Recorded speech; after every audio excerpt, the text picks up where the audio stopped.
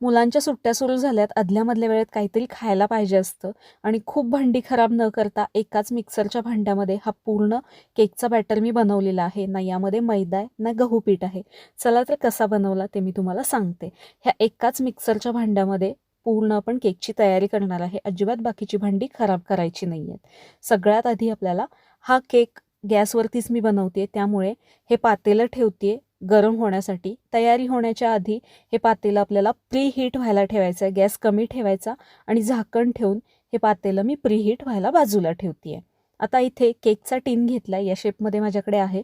यामध्ये हा butter paper लावून घेते आणि वरती थोडंसं तेल पुसून घ्यायचं आहे. जर तुमच्याकडे बटर पेपर नसेल तर तुम्ही डायरेक्ट भांड्याला तेल, तूप किंवा बटर असं लावून घेऊ शकता. मी इथे तेल लावून घेते आहे. सगळीकडे व्यवस्थित लावून घेते, म्हणजे केक काय होतं अजिबात भांड्याला चिकटत नाही. जसा आहे तसा शेपमध्ये व्यवस्थित बाहेर येतो.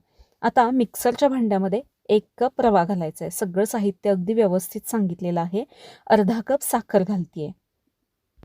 पाव कप यामध्ये कोको पावडर घालायची आहे आणि अगदी चिमूटभर मीठ घालायचं आहे. जास्त नाही, अगदी चिमूटभर घातलं. अर्धा टीस्पून यामध्ये मी बेकिंग पावडर घातली आहे आणि पाव टीस्पून यामध्ये बेकिंग सोडा घालायचा आहे. आता हे सगळं आपल्याला मिक्सरला असंच पहिल्यांदा कोरडं साहित्य फिरवून घ्यायचं आहे. हे मी इथे मिक्सरला फिरवून घेतलं आहे, म्हणजे त्यामध्ये साखर आहे ती पण चांगली बारीक होते आणि बेकिंग पावडर, बेकिंग सोडा सगळं चांगलं एकसारखं असं यामध्ये मिक्स होतं. त्यामुळे हे मिक्सरला मी आधी कोरडं साहित्य फिरवून घेतलं आहे. आता यामध्ये घालायचं आहे आपल्याला दूध. सगळं नॉर्मल टेम्परेचरचं आपल्याला घ्यायचं आहे.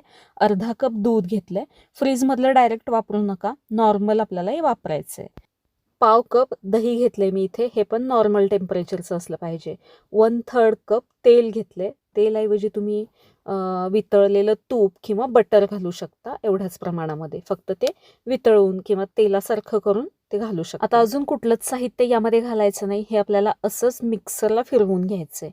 हे मिक्सरला फिरवल्यानंतर जे आपण टीनला तयार करून घेतलं आहे अगोदर, त्यामध्ये हे मिश्रण ओतून घ्यायचं आहे. बघितलं, काही भांडी खराब नाहीत केली. सगळं बॅटर आपण मिक्सरच्या भांड्यामध्येच बनवलं. आता ह्या टीनवरती चोको चिप्स तुम्ही आवडीनुसार घालू शकता. माझ्याकडे नाही आहेत, त्यामुळे मगज बी माझ्याकडे होते, ते मी थोडेसे सजावटीसाठी वरून घालून घेते. तुमच्याकडे नसतील, काहीच नाही घातलं तरी चालेल. आता इथे 15 मिनिटे हे भांडं प्रीहीट चांगलं झालं आहे.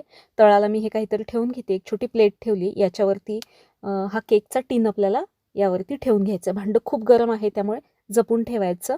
आणि आता याच्यावरती झाकण ठेवायचं. या झाकणाला जे एक होल आहे ते पण मी पॅक केलं आहे, म्हणजे आतली हीट बाहेर येणार नाही.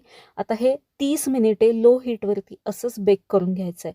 30 मिनिटे अजिबात याला ओपन करायचं नाही, अजिबात चेक करायचं नाही. 30 मिनिटे लो हीटवरती असंच ठेवायचं. आधीमध्ये चेक केलं तर केक फुगत नाही. 30 मिनिटानंतर मी हे चेक करून बघते. टूथपिक घालून, टूथपिक मधल्या बाजूला घालून बघायची. ही टूथपिक थोडीशी याला बॅटर चिकटलं आहे, त्यामुळे अजून 10 मिनिटे मी हा केक बेक करून घेणार आहे. 10 मिनिटे झाल्यानंतर परत एकदा मी हे चेक करून बघते.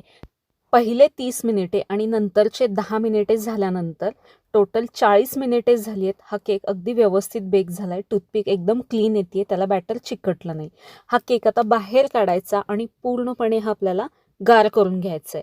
गार झाल्याशिवाय तो व्यवस्थित निघत नाही, त्यामुळे चांगला गार होऊ द्यायचा. तासभर बाजूला ठेवायचा, त्याकडे बघायचं नाही.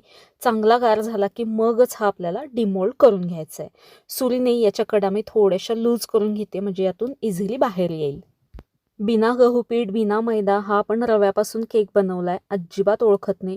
जाड रवा किंवा बारीक रवा कुठलाही तुम्ही इथे वापरू शकता. अगदी मस्त स्पॉन्जी आणि जाळीदार केक तयार झाला आहे. मुलांना 100% आवडेल. नक्की बनवून बघा या पद्धतीने. प्रमाण अगदी सहज सोपं आहे, बनवायलाही एकदम सोपं आहे. मुलांना पण नक्की शिकवा.